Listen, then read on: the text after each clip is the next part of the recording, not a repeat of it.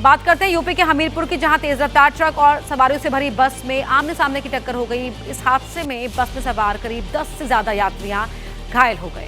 ये टक्कर national highway 34 पर हुआ।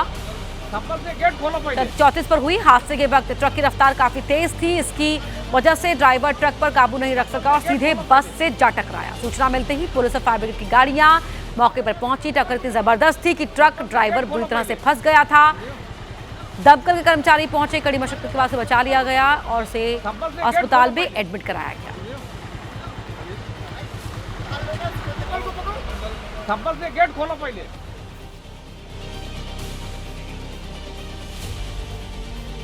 ठाणे में बीती रात मोबाइल केबल में भीषण आग लगने से लाखों का केबल जलकर खाक हो गया। ये केबल शहर के बालकुम इलाके में खुले गोदाम में रखे हुए थे।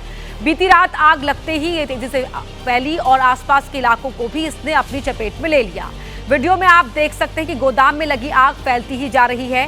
स्थानीय लोगों ने फायर ब्रिगेड को सूचना दी। मौके पर पहुंची फायर ब्रिगेड की टीम को आग बुझाने के लिए करीब 2 घंटे तक जूझना पड़ा। कड़ी मशक्कत के बाद आग पर काबू पाया जा सका। मोबाइल कंपनी ने ये फाइबर केबल का स्टॉक एक खुले गोदाम में जमा किया हुआ था, जिसमें आग लग गई।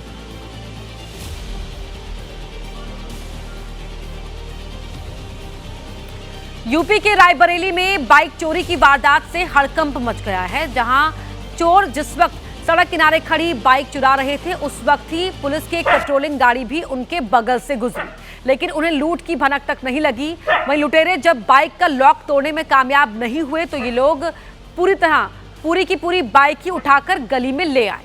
बाइक चोरी का ये वीडियो सोशल मीडिया पर तेजी से वायरल हो रहा है, जिसमें दिख रहा है कि 2 बाइक चोर सड़क पर बाइक चुराने की कोशिश कर रहे थे। तभी पुलिस का हूटर बजा तो ये एक बार गली के भीतर भागे, लेकिन बाद में फिर बाइक के पास पहुंचे और बाइक का लॉक तोड़ने की कोशिश करने लगे। जब ये ऐसा नहीं कर पाए तो ये पूरी बाइक ही देखिए किस तरह से खींचकर गली के अंदर ले आए और यहाँ पर इन्होंने सुकून से लॉक तोड़ा। ये देखिए, ये भागकर तब आए जब इन्होंने पुलिस का हूटर सुना था।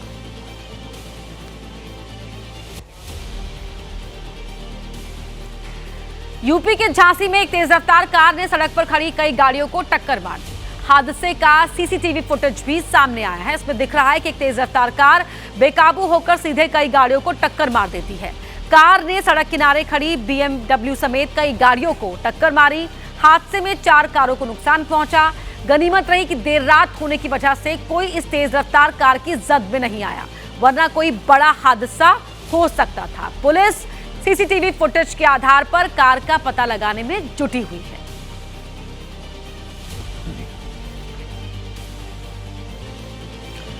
ओडिशा के भुवनेश्वर में देसी बम में हुए धमाके से हड़कंप मच गया, जिसमें 4 लोग घायल हो गए। घटना 27 जनवरी की है। इस वारदात का सीसीटीवी फुटेज भी सामने आया है। वारदात सुंदरपाड़ा इलाके के आजाद नगर में सामने आई, जहां पर कुछ लोग गैर कानूनी तरीके से देसी बम बना रहे थे, लेकिन तभी बम में धमाका हो गया और पूरा इलाका हिल गया। ये तस्वीर आप टीवी स्क्रीन पर देख रहे हैं। आजाद नगर इलाके में एयरफील्ड पुलिस की सीमा के भीतर कुछ लोग किराए के घर में रह रहे थे, जो घर में ही देसी बम बनाने की कोशिश कर रहे थे, लेकिन इसी दौरान बम में धमाका हो गया और बम बनाने की कोशिश कर रहे 4 लोग घायल हो गए। पुलिस ने बताया कि जो लोग ये देसी बम बनाने की कोशिश कर रहे थे, उनमें से कई के खिलाफ बहुत सारे आपराधिक मामले हैं।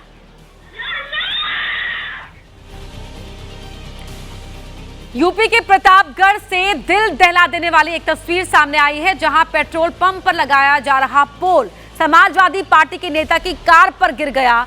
इसमें लाल बहादुर यादव की जान चली गई।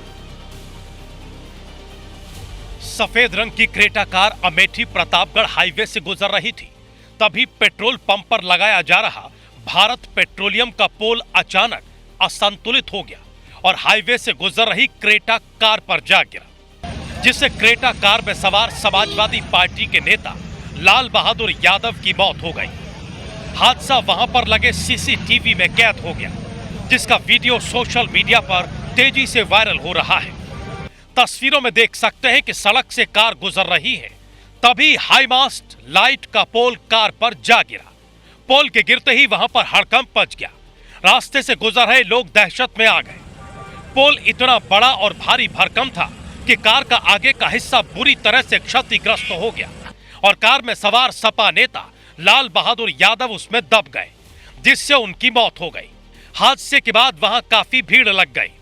ऐसे में सवाल यह खड़ा होता है कि जिस वक्त पोल लगाने का काम किया जा रहा था, उस वक्त सुरक्षा मानकों का पालन क्यों नहीं किया गया। पंजाब के लुधियाना में हादसे की हैरान करने वाली तस्वीर सामने आई है, जहां पर पुल पर एक ट्रक पलट गया। ट्रक में रखी गेहूं की बोरियां एक एक कर पुल से नीचे गिरने लगी, जिससे वहां गुजर रही 2 कारें चकनाचूर हो गई। पुल पर जैसे ही ट्रक पलटा, उसमें लदी गेहूं की बोरियां एक एक कर पुल से नीचे गिरने लगी।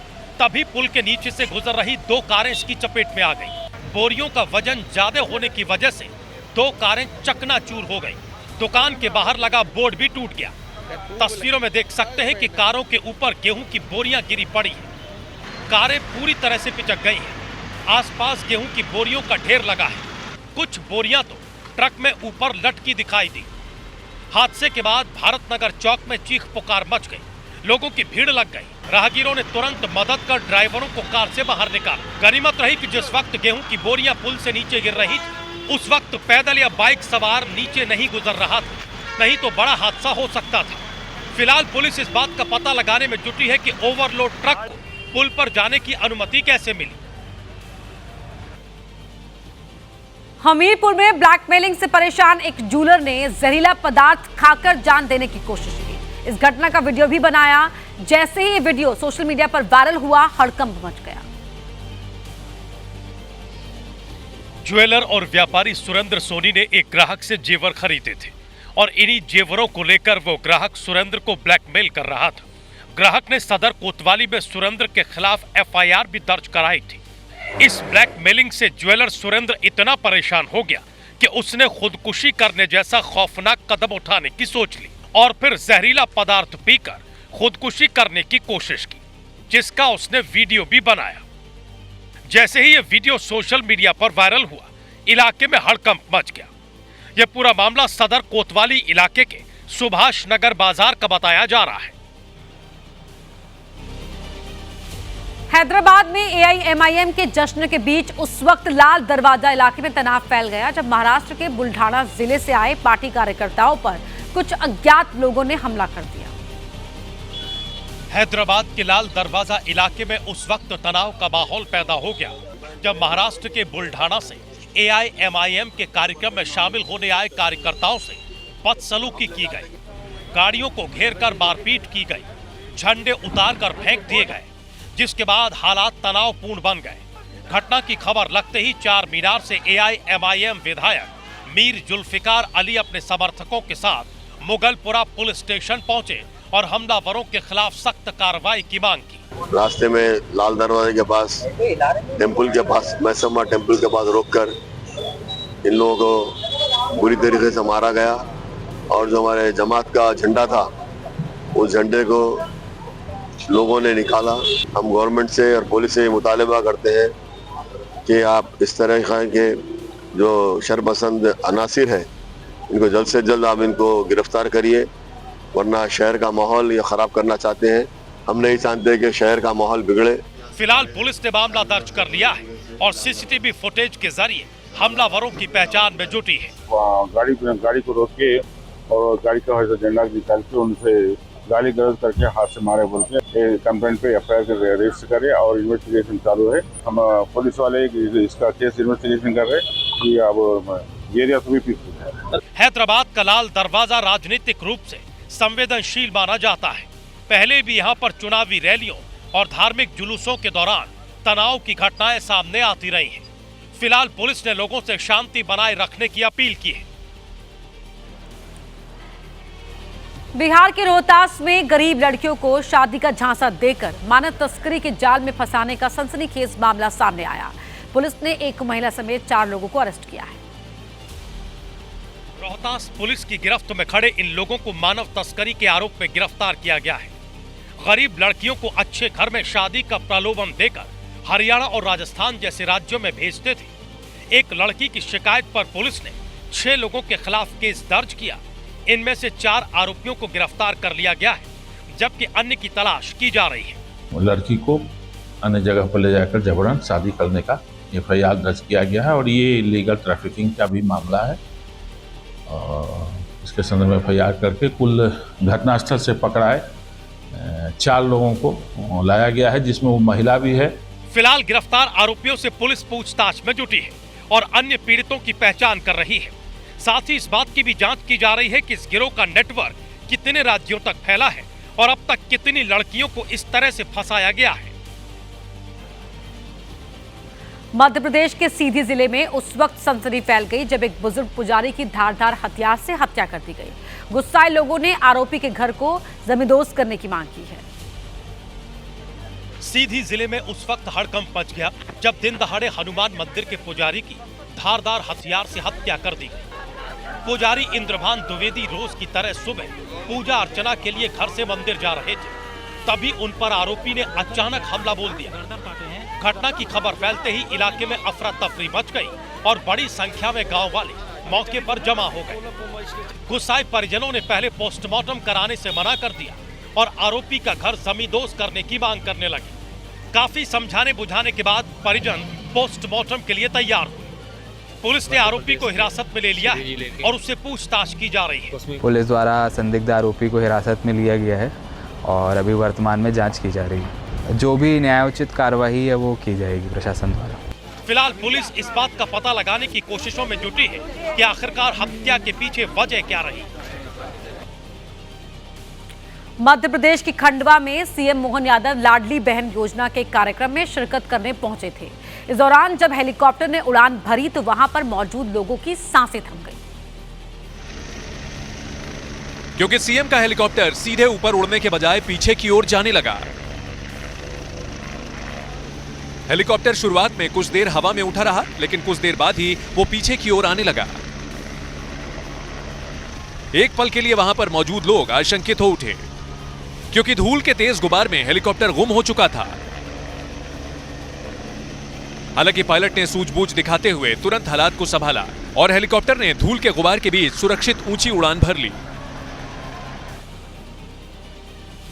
वहीं मध्य प्रदेश के इंदौर में दिल दहला देने वाला एक वाकया हुआ। यहां छत पर कपड़े सुखाने के दौरान एक महिला छत से नीचे गिर गई। महिला की हालत नाजुक है। दुकानदार ग्राहक के इंतजार में बैठे थे। इसी दौरान एक जोरदार आवाज आई। सीसीटीवी में जो वीडियो रिकॉर्ड हुआ उसमें एक महिला धड़ाम से गिरती नजर आई। इससे पहले कोई कुछ समझ पाता, महिला बेहोश हो चुकी थी। लोग उसके पास आए और उसे उठाने की कोशिश हुई, लेकिन वो बेहोश हो चुकी थी। चश्मदीदों के मुताबिक महिला छत पर कपड़े सुखा रही थी और इसी दौरान उसका पैर फिसल गया था। फिलहाल पुलिस ने मामले की जांच शुरू कर दी है। दिल्ली में आज से शुरू हो रही AI इम्पैक्ट समिट के लिए सुरक्षा के पुख्ता इंतजाम किए गए हैं। समिट के सफल आयोजन के लिए दिल्ली में 10,000 से ज्यादा पुलिस वाले तैनात किए गए। हर जिले से करीब 800 पुलिसकर्मियों को यहां ड्यूटी पर लगाया गया है। AI इम्पैक्ट समिट में देश दुनिया के कई प्रमुख और VVIPs हिस्सा लेने पहुंच रहे हैं। ऐसे में सुरक्षा एजेंसियां भी हर तरफ निगरानी रख रही हैं ताकि समिट में सुरक्षा को लेकर किसी भी तरह की परेशानी ना खड़ी हो पाए। AI समिट इम्पैक्ट को लेकर भारत मंडपम पूरी तरीके से तैयार हो चुका है और इस पूरे मामले में अगर बात करें तो दिल्ली पुलिस की तरफ से सुरक्षा व्यवस्था बढ़ा दी गई है। अगर पूरी दिल्ली की बात करें तो भारत मंडपम की सुरक्षा को लेकर दिल्ली पुलिस की तरफ से 10,000 जवान सुरक्षा में तैनात किए गए हैं।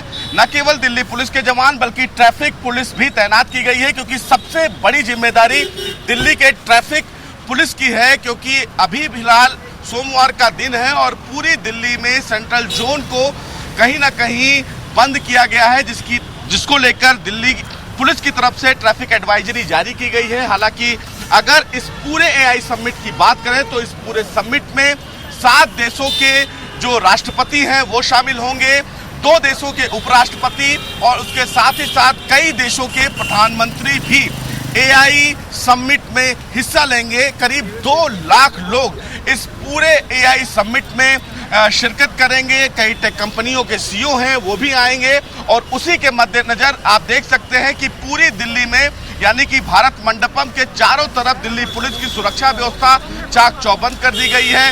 न केवल दिल्ली पुलिस बल्कि पैरामिलिट्री फोर्सेस को भी सुरक्षा के मद्देनजर तैनात किया गया है। वहीं अगर बात करें एंट्री की तो आप देख सकते हैं कि भारत मंडपम के बाहर उन्हीं लोगों को एंट्री दी जाएगी जिसके पास वैलिड पास।